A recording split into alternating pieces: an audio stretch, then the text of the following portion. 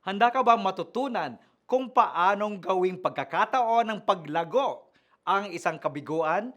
Para sa mabungang buhay, tayo na po't magkapet pandasal.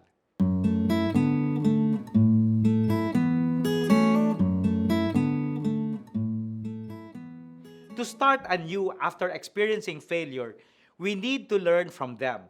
Maglaan ng oras sa pagbumuni-muni. Mahalagang maunawaan ang ating pagkakamali. Tandaan, nabibigo din ang mga pinakamatagumpay na tao. Magtagda ng mga layuning kayang maabot. Break down your larger goals into smaller, achievable ones.